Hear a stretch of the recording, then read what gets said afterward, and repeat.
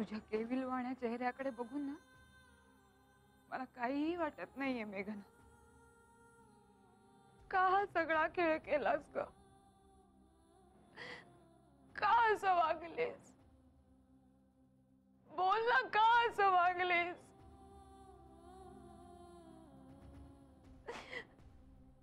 इतके दिवस तुमच्याशी खोटं वागताना तुला काहीच पटलं नाही.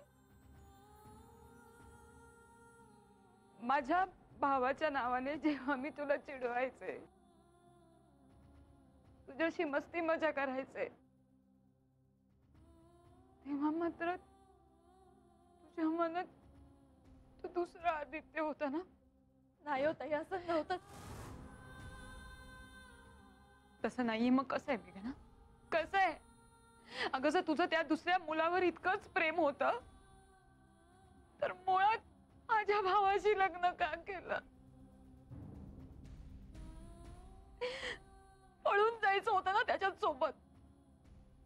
का तेव्हा हिंमत नव्हती? मेघना ग, माझा भाऊ खूप साधा सरळ आहे ग. खूप बिचारा आहे तो. तो आहे म्हणून त्याने हे सगळं सहन तरी केलं. पण कोणी दुसरं असतं ना तर धक्के मारून त्याने बाहेर काढलं असतं तुला. माझा तर अजूनही विश्वास बसत नाहीये की तू आत्ता जे वागतेस ते खरंय.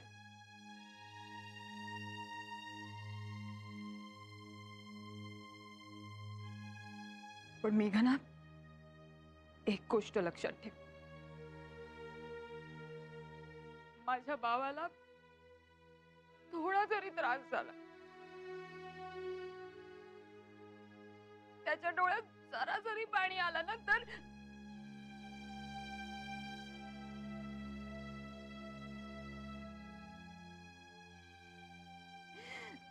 देवाने हे सगळं त्याच्याच वाट्याला का दिलंय?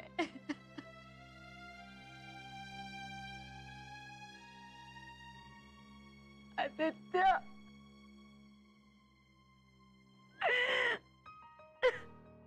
तुम्ही समजताय तसं नाहीये हो ताई. मी जीव देईन पण त्याच्या डोळ्यात पाणी नाही येऊ देणार. नाही येऊ देणार.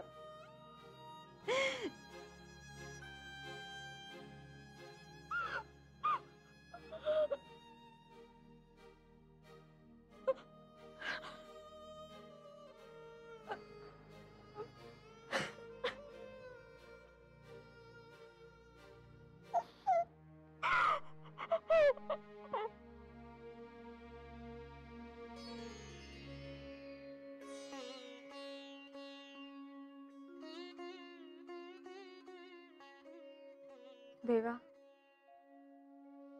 सगळीकडे आग बरसते पण माझं मन मात्र शांत आहे. सत्याचा आधार इतका मोठा असतो माहित नव्हतं मला. सगळे रागावलेत. माझ्या चुकीचं प्रायश्चित्त मिळतंय मला. मन स्वच्छ शुद्ध होतंय. ह्या सगळ्यातून अखेर आमची नाती पक्कीच होणार आहेत माहितीये मला. पण त्यासाठी जो वेळ लागेल, जो राग सहन करावा लागेल सगळ्यांचा, तो सहन करण्याची मला शक्ती दे. माझ्या या प्रेमाच्या माणसांना क्लेश नको देऊस. मला आदित्य सारखा जोडीदार दिलास, इतकी गोड नाती दिलीत. या रेशीम गाठी तोडू नकोस रे देवा. शक्ती दे.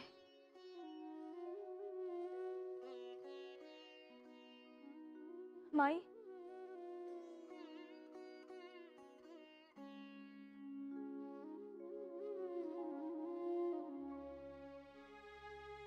माई, आमचं चुकलंय.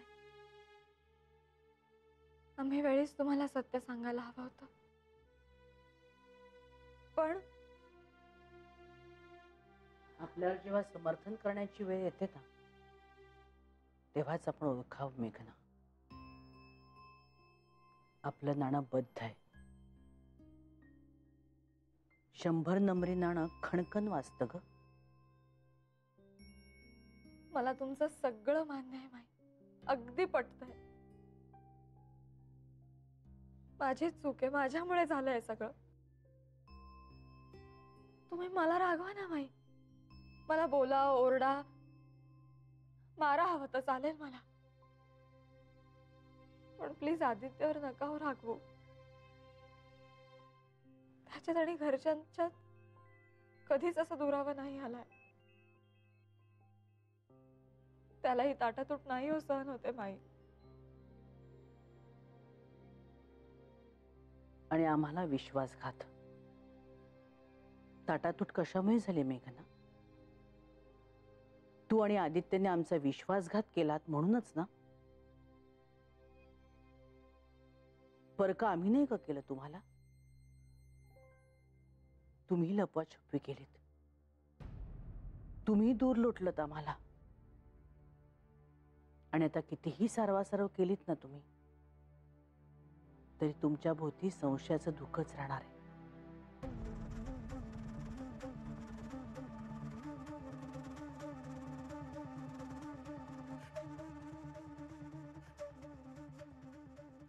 तुम्ही खऱ्या खोट्याचं बेमालूमपणे मिश्रण केलं. आता आमच्या दृष्टीने तुम्ही खोटेच आहात.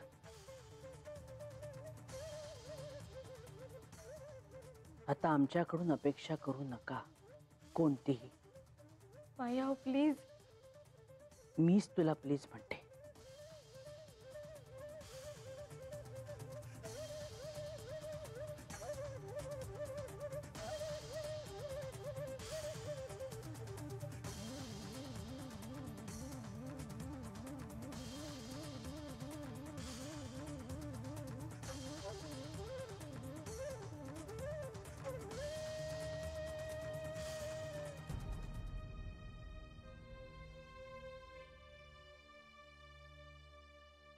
काय बोलू रे तुझ्याशी? वाटतंय तूच फसवलंयस मला.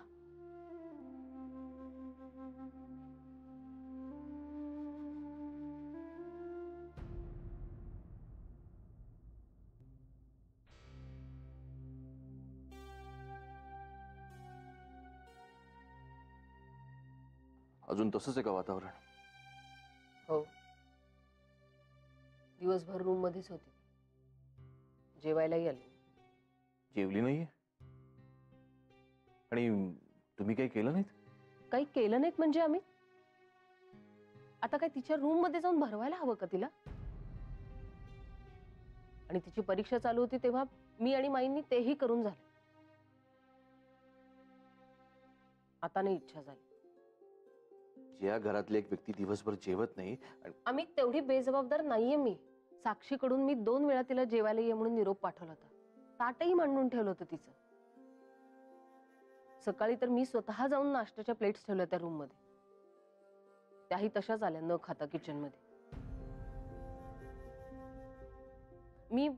मी माझ्या कर्तव्याला चुकलेली नाहीये. आम्ही माई जेवली का? मीच जबरदस्तीने 4 घास खायला लावले त्यांना. आणि त्याच वेळी मेघनाच्या जेवणाचा विषय काढला मी तर माई काहीच बोलल्या नाहीत त्यावर.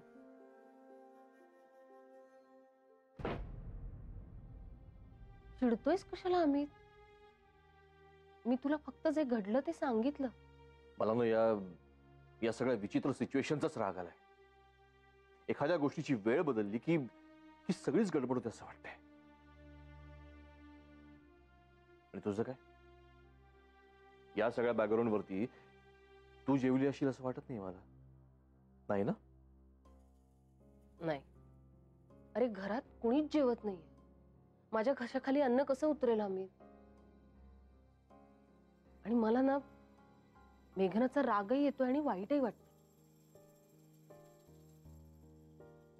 पण अमित, तुला जर असं वाटत असेल ना, ती जे काही वागली आहे ते सगळं बाजूला सारून ताट घेऊन मी तिच्या रूम मध्ये जावं, तर सॉरी, तेवढा मनाचा मोठेपणा नाहीये माझ्याकडे. आणि प्लीज तू माझ्याकडून अशा काही अपेक्षाही करू नकोस.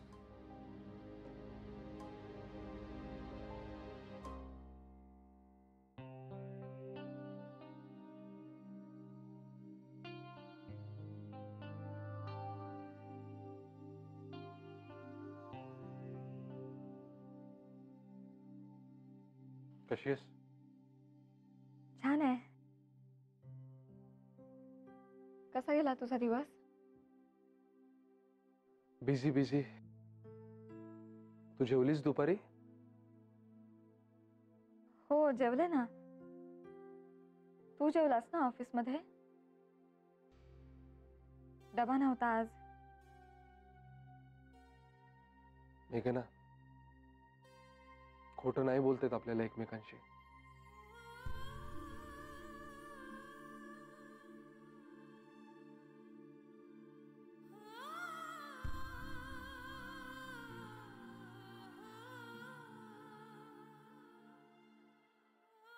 नाही जेवलीस ना तू? तू पण? हो ना.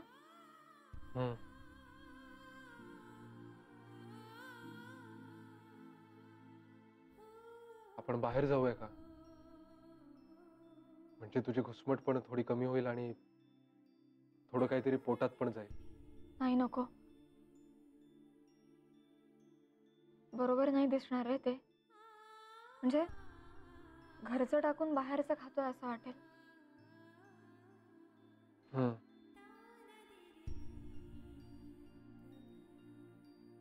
दुपारी साक्षी आली होती मला बोलवायला. बाहेर गेले तर माझं ताट ठेवलं होतं बाजूला. एकटीच. नाही जेव्हा असं वाटलं रे मला. नाही वाढून घेतलं. आले तसेच. सकाळी नाश्ता आणून दिला आणि आता हे असं. बहुतेक विजयाताई पण नाही जेवल्यात असं वाटतंय मला. चुकलंच माझं. जेवायला हवं होतं मी. आदित्य, आता जर जेवायला बोलावलं तर जाऊया आपण. ओके? ओके.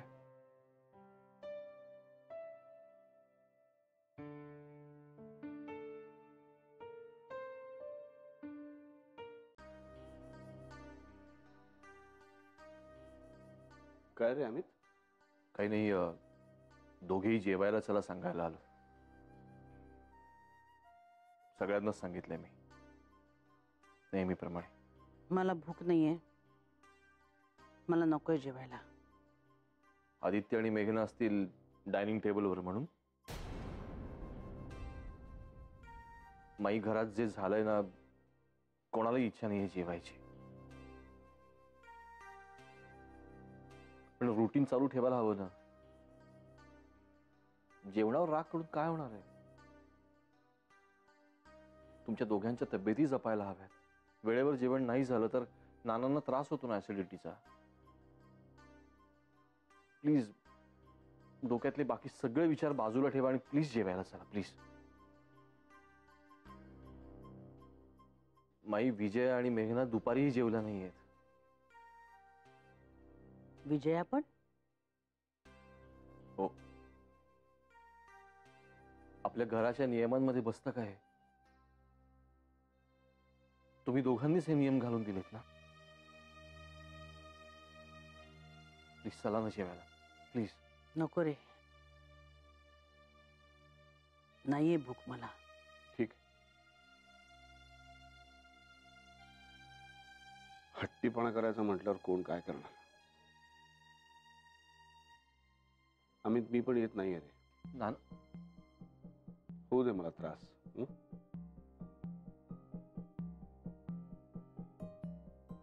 चला.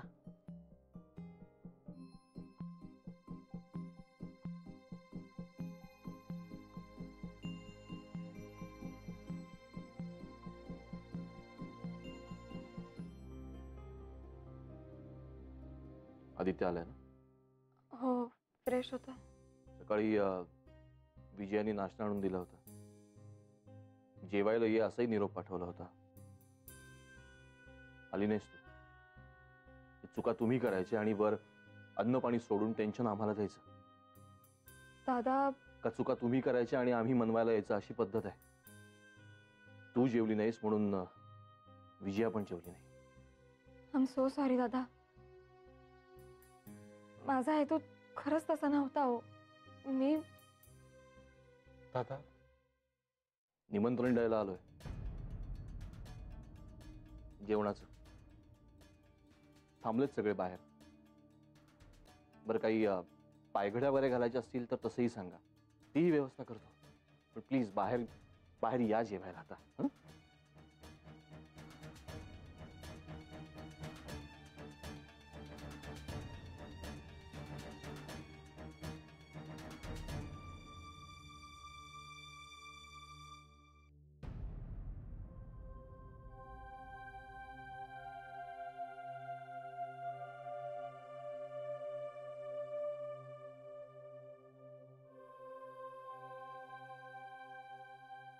वाढू जेवायला?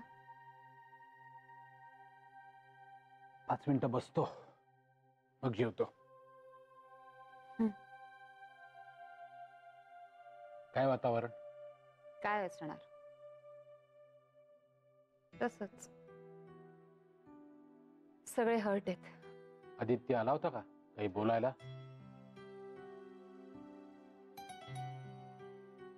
तो ऑफिस मध्ये, ती तिच्या रूम मध्ये. पण सतीश, मी मात्र आज तिला सुनावून आले. मला नाही असं गप्प बसता येत, आणि ही असली लपवाछपी तर नाहीच करता येत. बरं अर्चू, तू जेवलीस का? जेवले. आणि आपण न जेवून काय होणार आहे रे? यांनी हे सगळं लपवताना आपला विचार केला होता, मग आपण का झोरायचं यांच्यासाठी? मी घेतलं जेवण. हे सगळं फार विचित्र आहे का? अशी फाटाफूट आपल्या घरात कधीच नव्हती. किती दिवस चालणार आहे हे सगळं देव जाणे. मी तरी आता तुला काय सांगू? हे असे वागलेत ना की त्यामुळे आता ही दरी कधी सांधली जाईल माहित नाही. कसं असतं ना सतीश, गमावलेलं प्रेम उफाळून परत तरी येतं, पण गमावलेला विश्वास परत येणं अशक्य असतं. खरंय. जाऊ दे, चल तुला वाटते.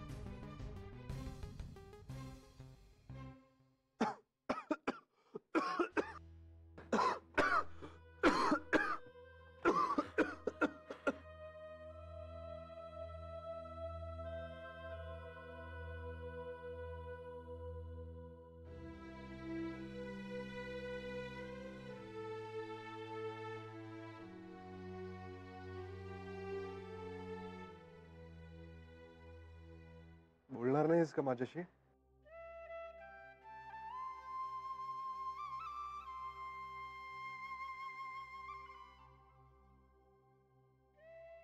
माई, नको आदित्य.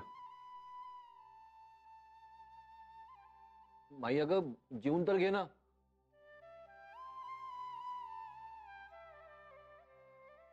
विजया, तिचं ताट झाकून ठेव. मी नंतर जेवायला लावतो तिला. आता तिच्यावर कोणी बळजबरी करू नका प्लीज. थोडा वेळ तर लागणारच ना.